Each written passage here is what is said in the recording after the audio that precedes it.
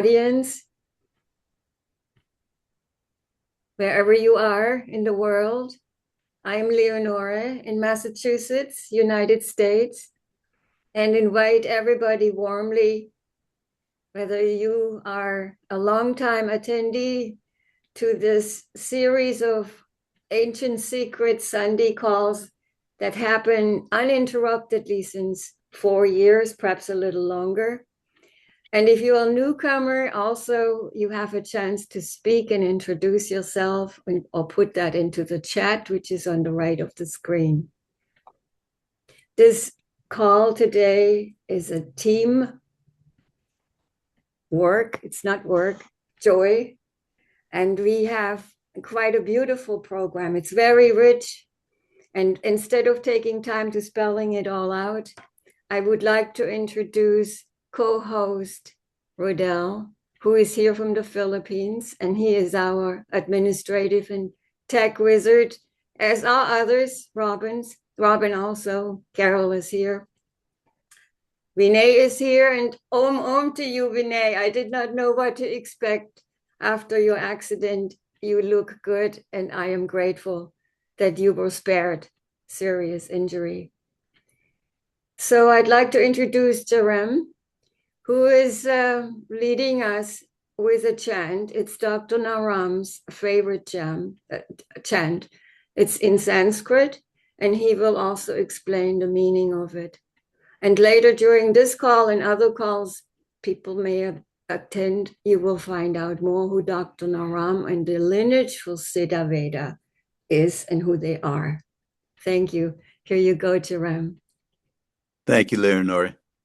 So I personally love this chant, and it was described by Dr. Naram's son, Krishna, in this way. He said, this mantra helps to create a space within and around you to replenish, rejuvenate, and revitalize your body, mind, and emotions so that you can face the challenges that you may have that may have earlier frightened or made you angry.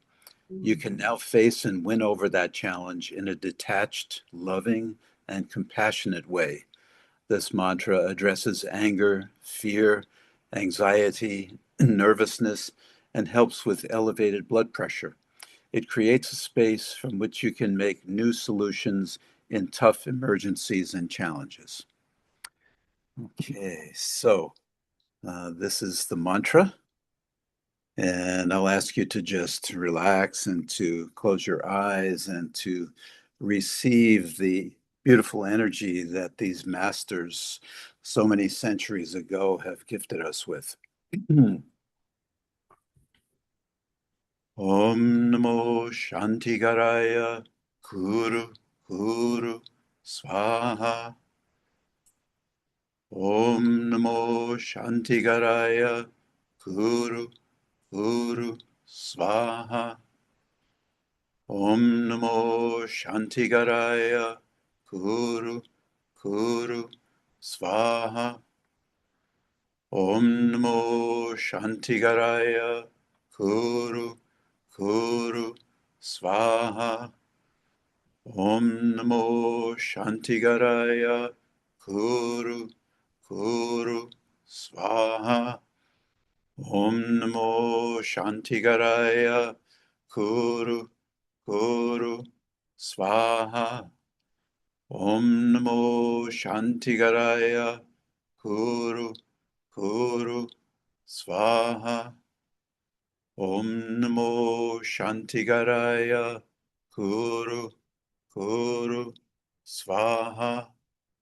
Om Namo Shantigaraya Guru Guru Swaha.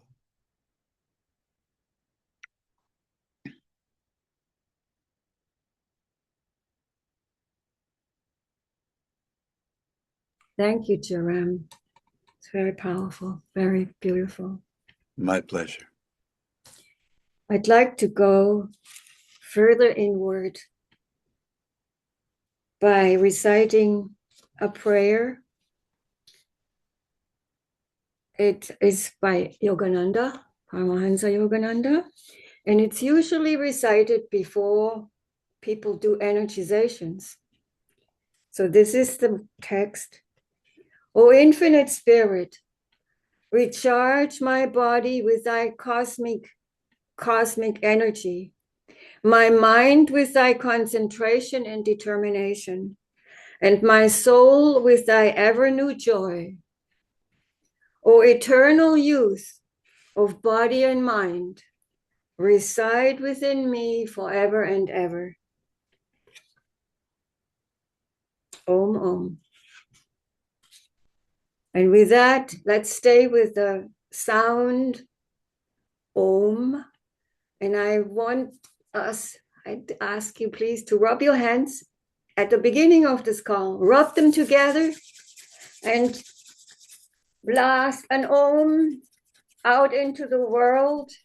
Charge yourself up with the Om and share it with the world and also with those in our immediate circle who might need healing and rejuvenation.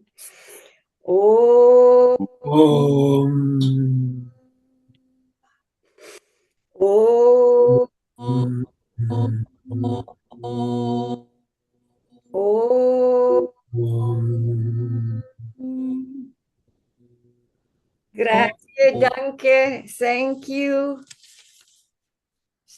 And now maybe Katie can make the announcements.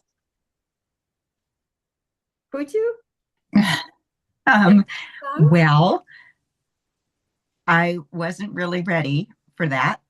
But let's see, what have we got?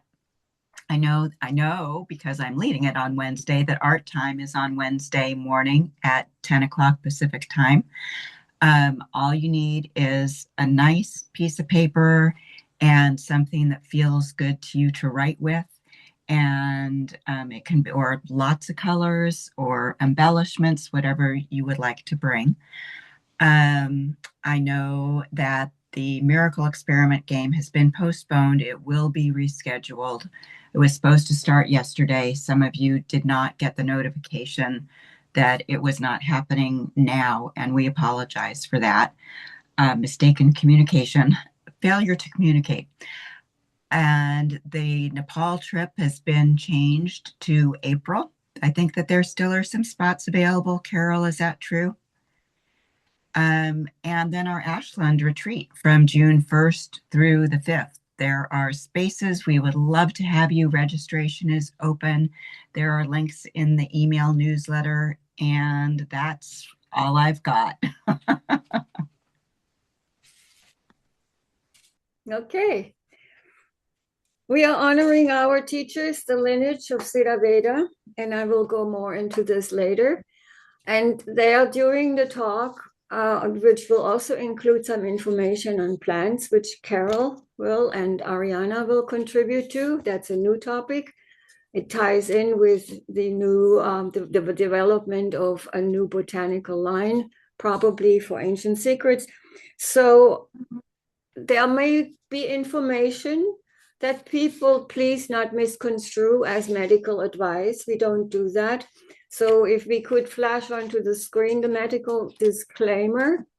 And at the same time, I would like to advise people to practice discrepancy on how much they share. This is a public venue. The talk is broadcast. It's in the public domain on YouTube and on Facebook. And disclose only as much as you feel comfortable that the other world out there should know about you. So it turns out I don't have screen sharing ability yet. Ah. Oh, there you go. Good. Thank you, Robin. Yeah. This top line is, I didn't come to teach you, I came to love you. Love will teach you is, of course, the motto. And it is the phrase that Dr. Pankaj Naram has given the world when he pounced onto the global scene as a world-class doctor healing thousands of people. And Ayurveda is the science of healing arts from India. and must not be misunderstood as being a rigid advice. It is very individualized, and as people most of the attendees seem to be familiar with Ancient Secrets, but any newcomer, you have the opportunity through Ancient Secrets to learn a treasure trove of healing that goes back 5,000 years. And I looked yesterday into Siddha Veda particularly, and it is mind-blowing how the Vedas cover so much. It should never be called a rigid religion of Hinduism. It's life science. And I can only share my immense admiration and enthusiasm for the Vedas as a teaching of India. Good. So we have the disclaimer. Would the plant people want to come forward? Sure. We have Dr. Clenadas, Gariona, and I to share with you briefly, very briefly, about plants and kind of broaden our expertise on the beautiful gifts that plants give us. And if we have the handout for that, Rodel, we can show that. And I have a lot of personal experience with poisonous plants. I live in a small farm in Central Texas, and we had a situation where there was a vine across the porch, and it looks like the one in the middle there with 5 leaves, and it has this beautiful little oak shape to it. And my daughter looked at that vine growing on the porch and pulled it off with her hands. And then if you can show the next picture there, within a few hours, she started to have a rash, and ended up having to be hospitalized because the rash went systemic. So this is the reaction to poison oak by just pulling the vine off the porch, and was quite serious because it spread throughout her body. So as we introduce you to the power of plants, I want to make sure that you know how to recognize the ones that are there to protect themselves and can cause these kind of things. So if you can go back to the picture of the 3. So poison ivy is the one that we know the most about. Leaves of 3, let them be. And then you can see how much the little poison oak looks so cute. And it's 5 leaves, but it can be quite serious. And then poison sumac is on 1 stem with 7 to 13 leaflets on it. So as you learn foraging and going to discover what's around you, which is a wealth of plants and medicine, I invite you to take time to really learn about the ones that are to be avoided if at all possible. If you do get exposed, using something like Dawn dish soap that cuts oil is really important, because all of these contain a common oil that you need to try to get off as soon as possible. Don't burn these plants. That makes the air you breathe poisonous. And if you had clothes on that were exposed, those also should be treated as contaminated and washed very carefully with gloves on to handle them. So that's about it on that. We'll put this little brochure out where you can have access to it, and get out and forage, see what's in your neighborhood. And my goal for, I hope someday we recognize the benefits of things like dandelion and stop spending billions on killing it, and instead learn to embrace it and learn from it. Thank you for the time. Oh, you're so welcome. This is such an interesting topic, because on one hand, we are taught some substances are poisonous to some people and medicine to others, and the other way around. And then the other thing is Jivaka sent out, or Lord Buddha did send out all these students, his chelas, and said, come back with plants you find are useful or are poisonous or whatever. I forget now the detail. And one of the students came back empty. His bag was empty because he could not find a single useless plant. And when I saw this flushing out, I said, whoops, we have to really, this actually emphasizes the importance that we do learn about the plant kingdom. And here in Massachusetts, I live in Western Massachusetts, we do have a lot of poison ivy. And I understand it has not always been here to the extent that it is now. The Native Americans did not complain about it as much. The same is true for lime. And the antidote here in Massachusetts is jewelweed. And the interesting thing is that jewelweed grows next to the poison ivy. And in the east of United States, you have poison ivy. And I lived in California. We never heard about it because there's poison oak. So learning about the plants in your environment, the poison and the antidote is truly important. So this is also a welcome segue into it. Caught me by surprise with all the preparations I did. But our topic today is flexibility also. And we get to that when we go to the chapter 8 in the book, Ancient Secrets by a Master Healer. And I kind of was fumbling about what topic to choose. I thought, today with the problems, what is there? And youth came to my mind because it takes a youthful body and mind to respond to the challenges. And this is exactly also the message of the mantra that Jerem was reciting. How are we mastering our emotions, our inner state of mind in us, which is the personal world, and then in the world collectively? How do we interact in society with those who are lost, fumbled, traumatized? Lots of people are that. And particularly Siddha Veda compared to Ayurveda gives us so many tools.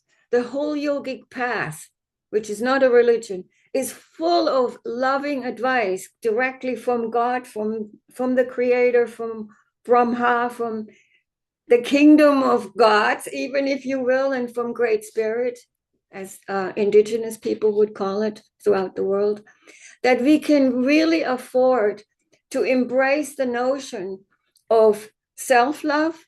And then these practices, because they lead us from self-love to loving the collective. And to do this unapologetically is for me such a breakthrough, because I was raised in a world that was full of accusations. Germany. The war was informing people's brains. And that's a very plastic material. It can be easily informed. It's water, it's impressionable. We get to that when we do today a little bit of alternative breathing, which Renee gratefully introduced last week. So the flexibility of plants is really exemplary. And I'm learning all the time, being a student of plants and an artist printing with them. What do they do to adjust to challenge? And they teach so much. They do it slow. Animals do it fast. They can adapt or not, or perish. But plants are establishing themselves there where there is either a disturbance or where there is a need for them. So that, could we get that quote again up from page 122, which is a quote by Baba Ramdas. Youth is the condition available at any age when someone is physically flexible, mentally alert, and willing to learn, and emotionally full of love, which is also encapsulating the prayer that I was reading in the beginning.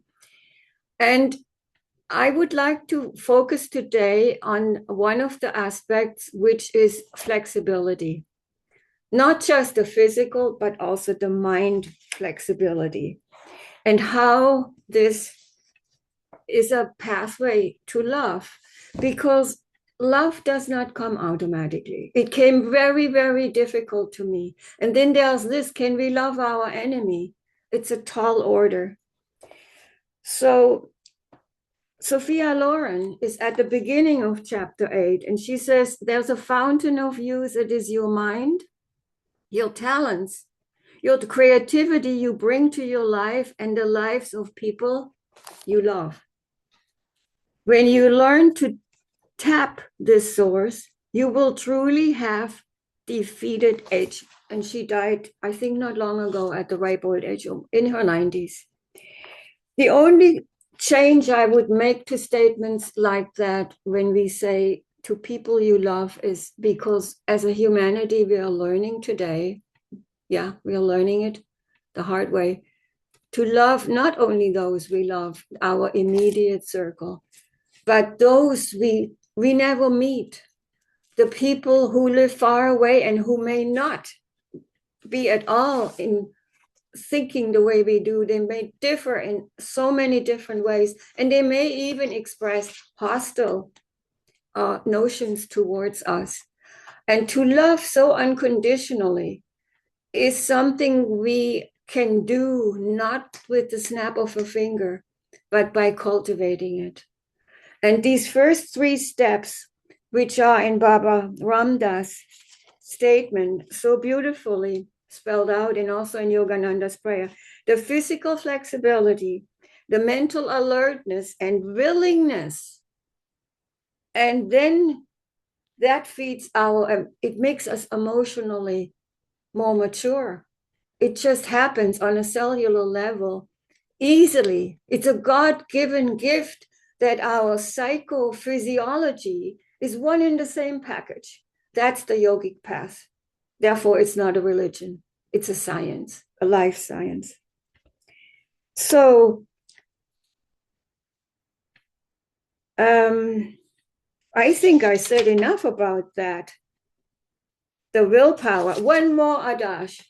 And then I hand it over to Rodel, who would like to introduce his experience with these principles and something from his life. But let me quote again Yogananda because it's a really good one.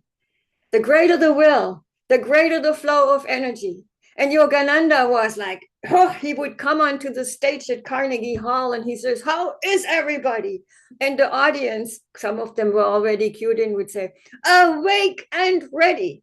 Carol knows that. And some of her books she's coming out soon with have that motto, have that theme. What do we do where we are in emergencies, awake and ready, and we're not complaining, we are there, fully present.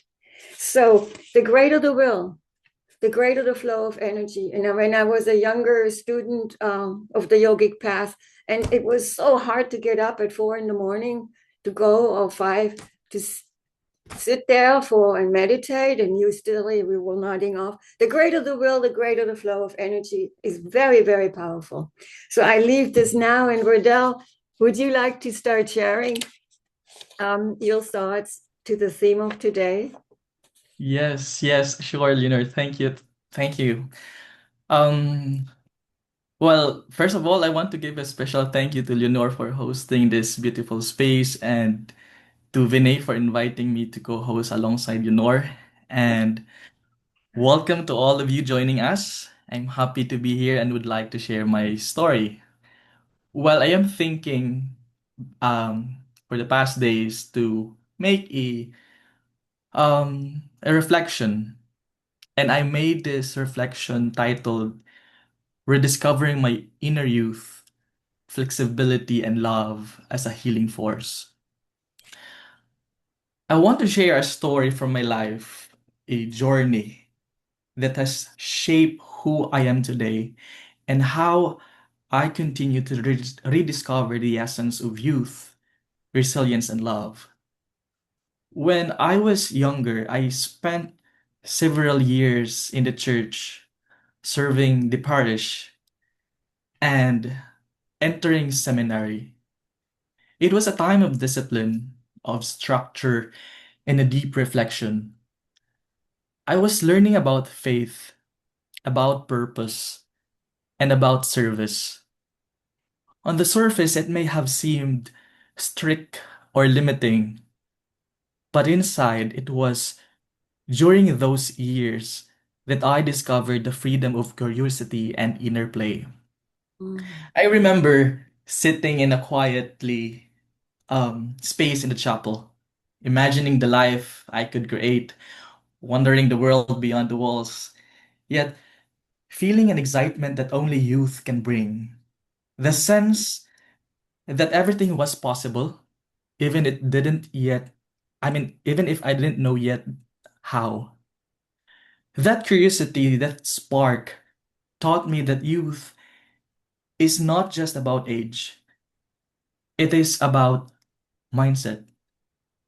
It is about remaining open, about curious and willing to explore even when life feels serious or heavy. Years later, I transitioned into law school.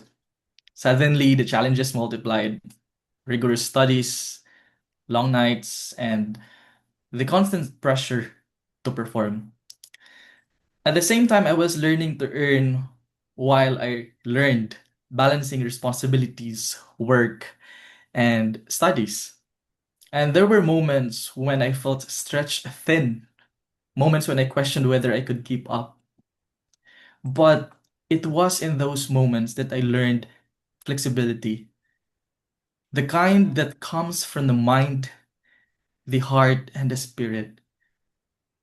I learned to adapt to challenges, to adopt my expectations, and to remain open to learning in every situation. I realized that flexibility wasn't just about bending, it was about trusting myself and trusting the process of life, even when I couldn't control the outcome. And then there were moments when love became a true teacher. Small acts, gestures, and even simple words of kindness, simple smiles, and it reminded me that love is a healing force. I remember a time when I faced a major setback, something that could have left me frustrated or disheartened. But someone reached out with genuine care. And I know that it is not to fix me, not to advise me, but simply to acknowledge my struggle. That act reminded me of the power of love, how it can lift us, restore perspective, and heal the invisible wounds we carry. And it taught me that love, when offered unapologetically, opens the door to resilience and transformation. So looking back, I see a thread connecting all these experiences, from seminary to law school, from challenges to triumphs. My youthfulness, my curiosity, my flexibility, and my capacity to love and to be loved have been my guides. They have taught me the life that it is not just about reaching milestones or achieving goals. It is about how we navigate each moment, how we hold space for growth, and how we allow our hearts and minds to remain open. So, as I am in front of your screen today, I invite all of you to reflect on our own journeys, to rediscover the inner youth that keeps us curious and playful, to embrace flexibility that allows us to flow with life's challenges, and of course, and to honor the love, big or small, that heals and transforms us.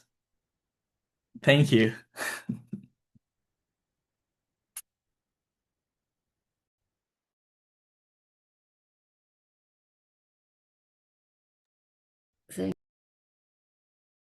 Just pause for a moment.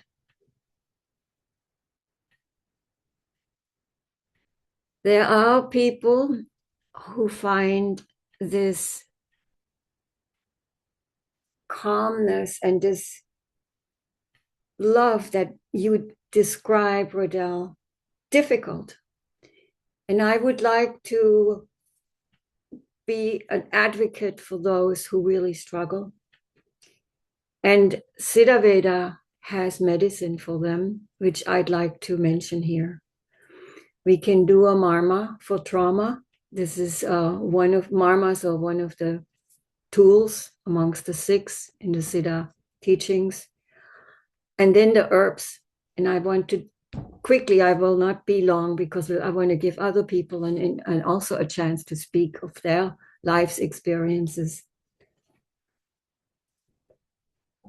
I was receiving a pulse diagnosis from a Vaidya in person, of course. And to my great surprise, this was the 3rd one I got from 3 different Vaidyas. And he said, "You have trauma."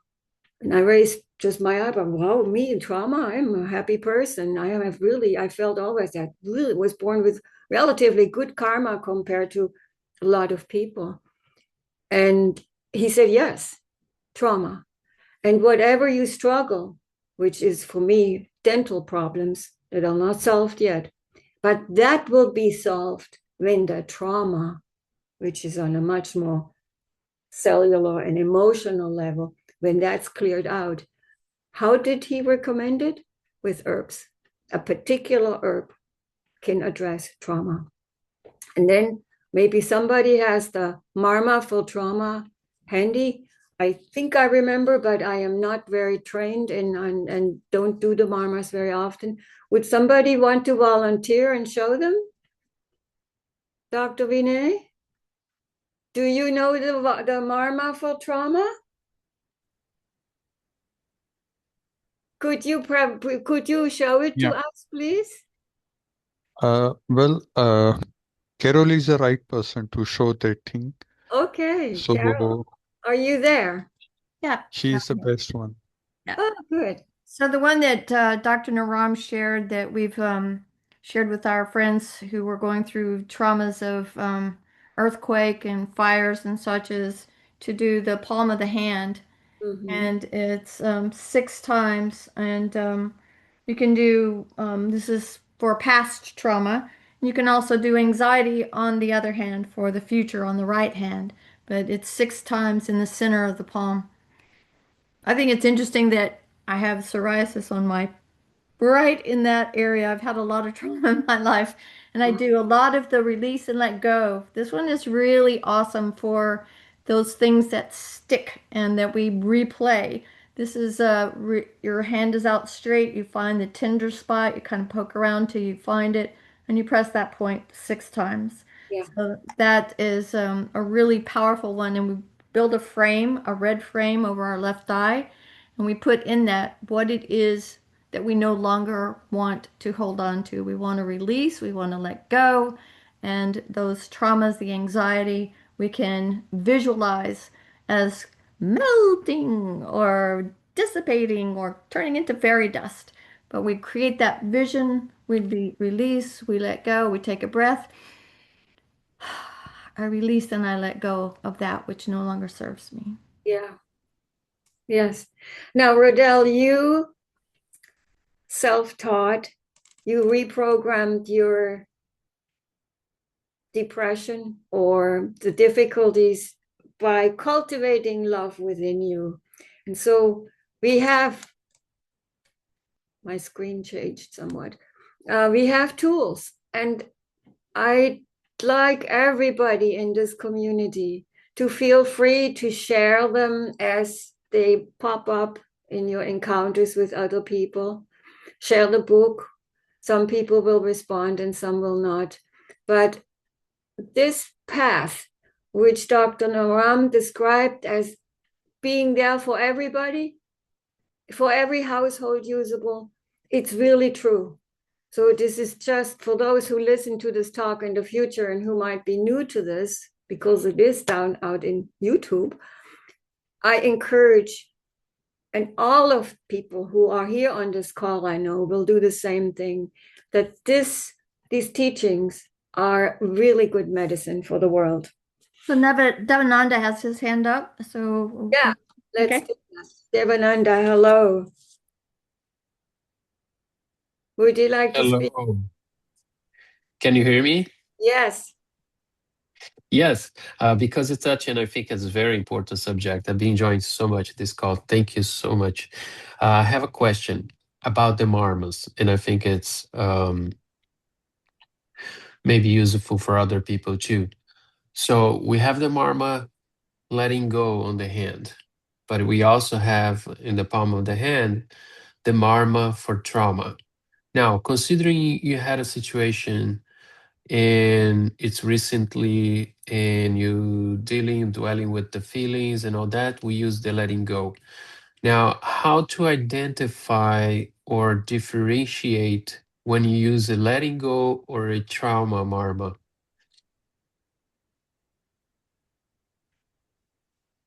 Are you asking the community or me or Carol? Oh, whoever can answer that. Yeah, Maybe good. you, maybe Carol. So there's, I think they work hand in hand, Devananda, that, you know, we have to be willing to let the story go. And that's where the release and let go comes in because we build. I was so guilty of that. Life was happening against me, all these bad things. But when you recognize these opportunities we have for growth and we can let go of the pain and the fear and the things associated with it, and then we heal deeper and deeper, I believe. And Vinay can certainly chime in here on this, but as we release that trauma from our nervous system, these points are connected so inherently in our nervous system, and we're releasing those points have been kind of stuck so that our bodies can heal fully and our mind can heal fully. And we start building new synapses that are viewing our past not as what happened to me, but what happened for me. We go from being a victim to being victorious. Good. Yeah, thank you. Tatiana, would you like to speak?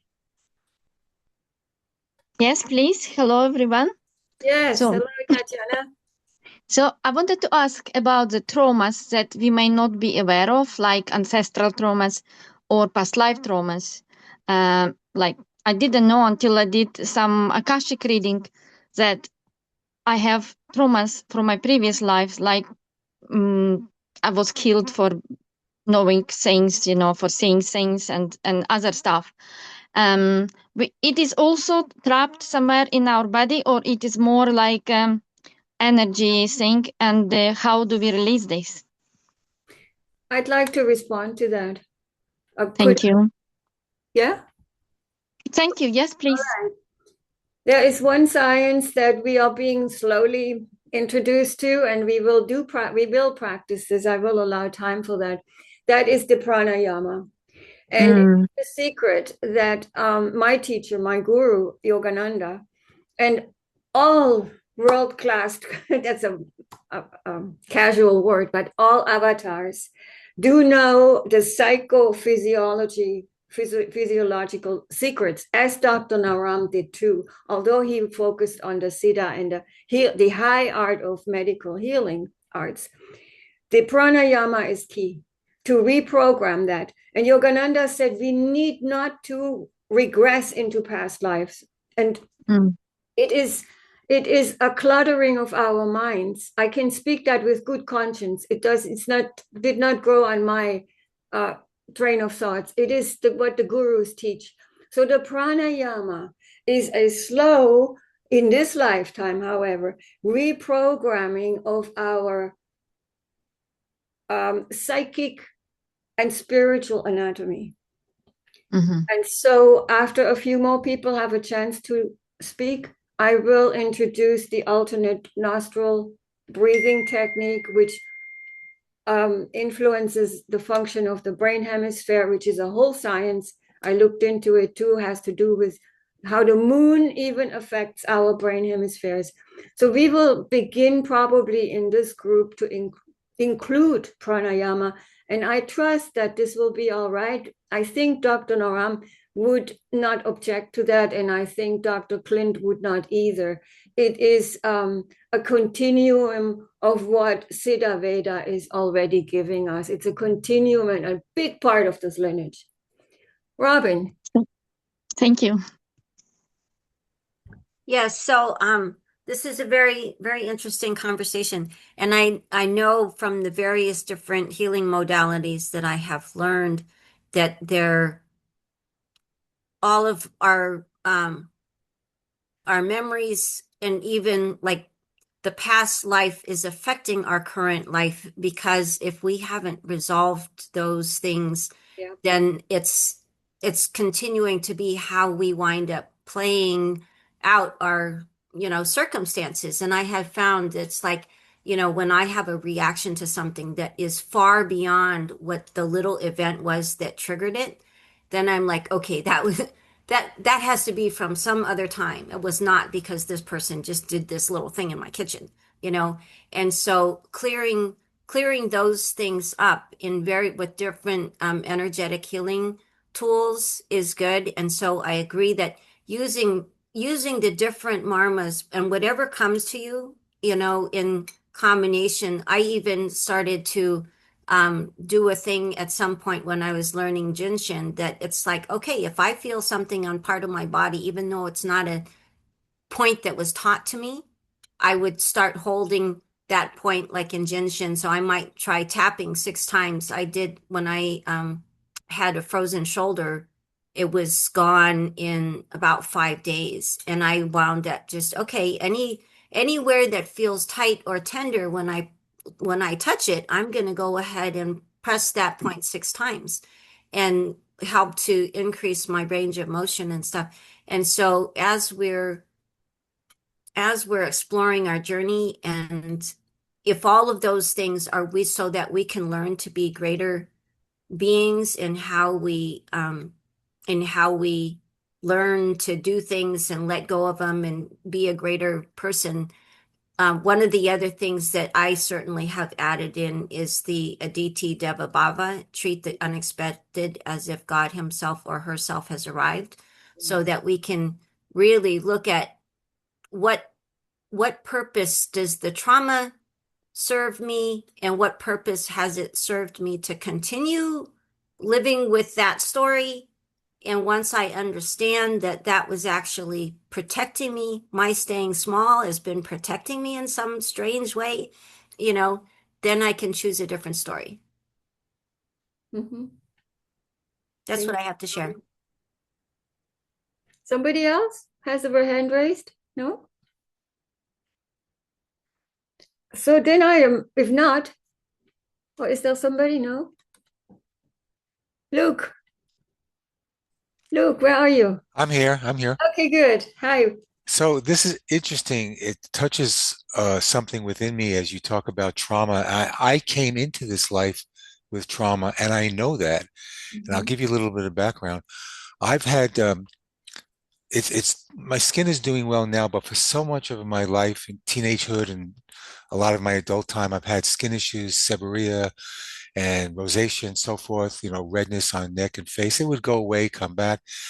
So many years ago, a naturopathic doctor asked me to look into my birth and asked my mother what my birth was like. And she said I literally came out with a red face. So I really looked into all this, why this might happen. Now, I have past lives as a Tibetan monk. And I was born in 1950, the year that the communist Chinese invaded Tibet, destroyed monasteries, killed monks. And I came into this world in that in the West here rather than the East. And I came in with anger and this sense of injustice. And I've had this feeling about injustice my whole life. So I really feel that the trauma that I couldn't be born back in my beautiful Tibet, that I was born here in the West, I had to deal with that in the year that that atrocity took place in Tibet. So I think that's why I came into this life with trauma and skin issues. Redness is, I've been a high pitta my whole life, and I really equate that to past life trauma and the year that I was born with what happened in Tibet. So that's just my feeling about the trauma that I brought forward. Yeah. It is there are a few teachers now on the world stage. One is an Austrian, his name, Thomas Hübel is his name. And he is quite well known, and he talks about the collective trauma. I have also had astral travel dreams 3, and I was killed in a particular location. And I don't feel I was born with trauma, but I have a lot of empathy for those people who do. And I would like to practice with us now the alternative nostril breathing. And there's a little introduction to it. I learned it as a matter of course in yogic community and of course as a yoga teacher.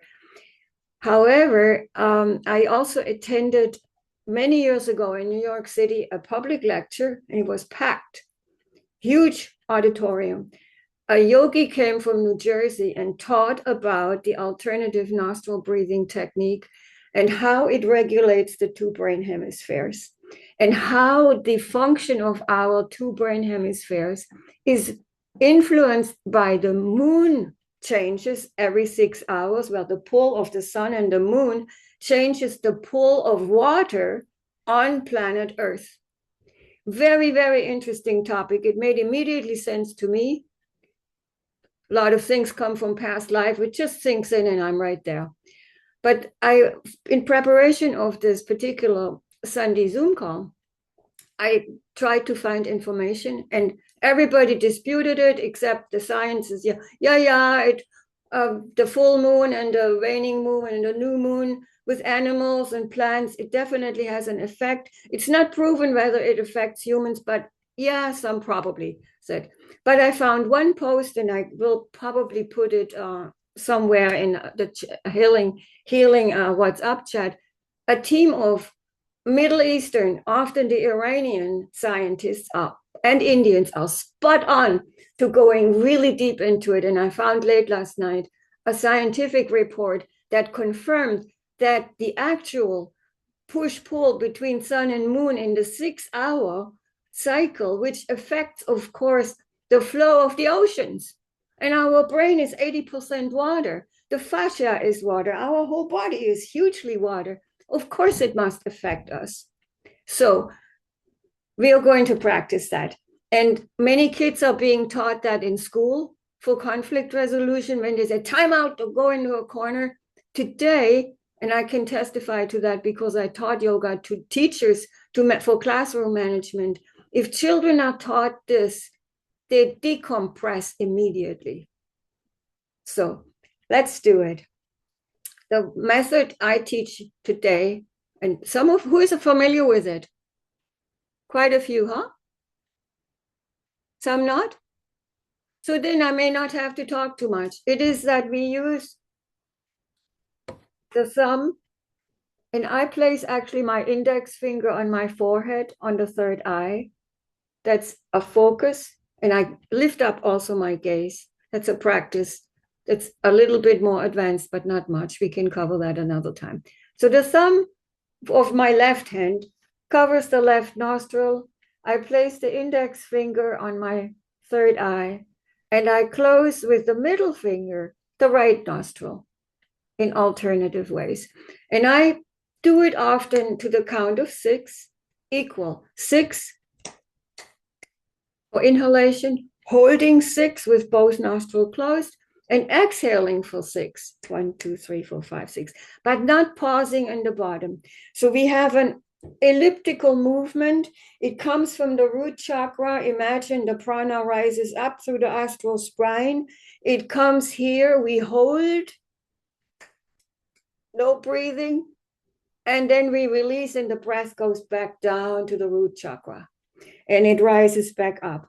So I believe I'm correct. The left side of the brain influences is the Irda, and the right, the Pingala. It relates to the teaching of the astral spine, where the energy goes up and down on the other channel.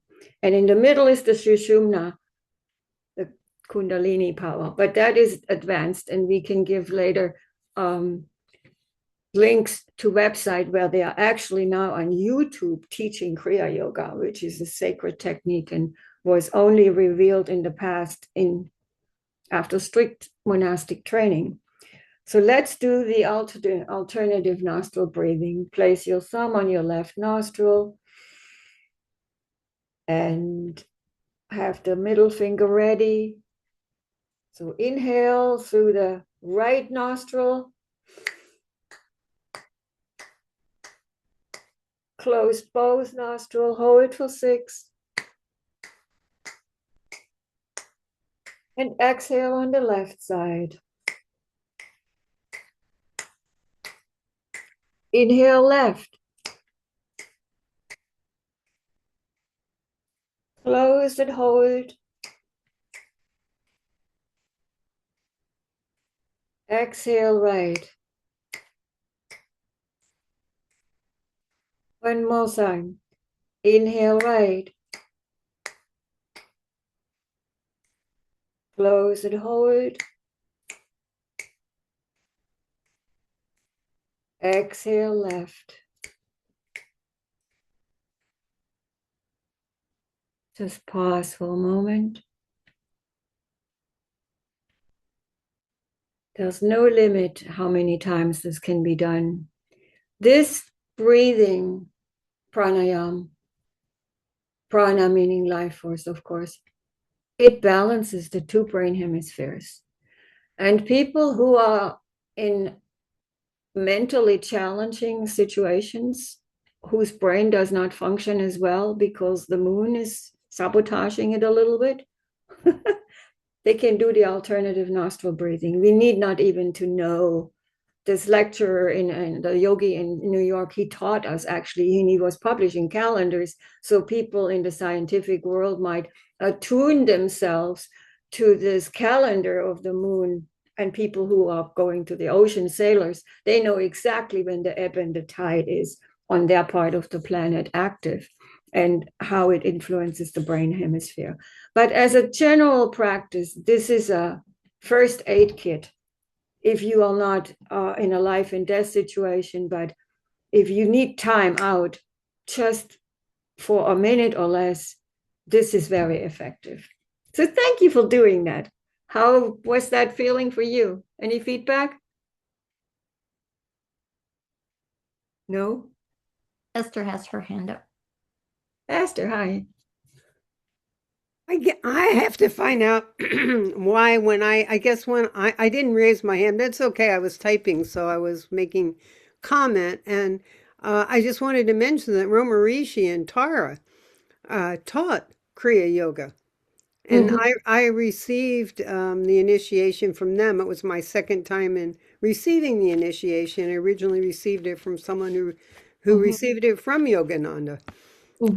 But it's very, very, what I love that you did that I'd never done before was the having the finger up there on the third eye. I think that's a great, I love it makes, even the triangular, it's brilliant. And I think it just creates another way of doing it with greater ease. So beautiful call, Leonore, bringing all this in and thank you. everyone. Roma Rishi and Tara are here. I would love to send them some Yes. healing energy. I'm so happy to see them. Let's send them ohms. Yeah. If you want to. That's how I'm used to do it, healing ohms.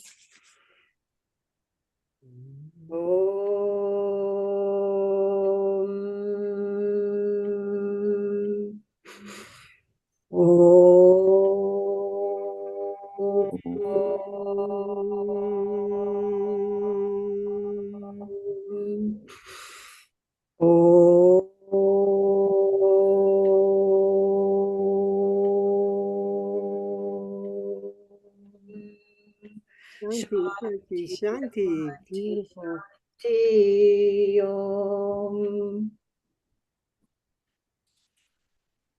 We have a few more minutes before we close out with music that is actually danceable too. But that's the last touch to this call. And Rodel will phase us out, and the recording stops when I stop talking, because this music that comes today is actually from an African singer, and she sings a Buddha song. Little did we know, huh? We'll be coming. It's one teaching, not we. We don't. There's no ownership for anything like that. But because we have a little bit of time, maybe some people might want to say, "Ooh, are you there, Roma Rishi? Would you like to talk?" Yeah, please contribute. Unmute. And Renee. Oh, Woohoo, good. I just wanted to Hello. say that I have this picture of Roma Rishi, for those who don't know him, at the tea ceremony. Good. Yes. Yes, he's a city, right? He has the title of city. Does he? I don't know, but this is from the tea ceremony, and I just love this picture. What does it Can say, you hold Donna? off on the rooms until we get the music? Yeah, Yeah. okay. Okay. My clock is slow, Yes. I guess. It's 11:56 or something like that. 10:56. Any last comments before we turn on the music? And I think Tara and Roma Rishi they're were. dancing to the music. No more comments? Okay.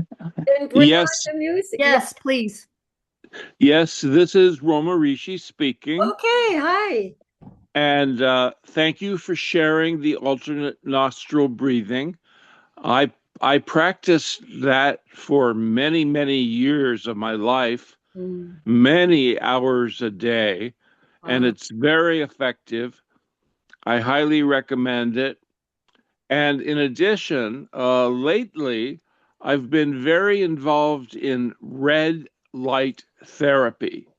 That's where you expose your body to red light. And I've been finding that to be extremely profound and beneficial.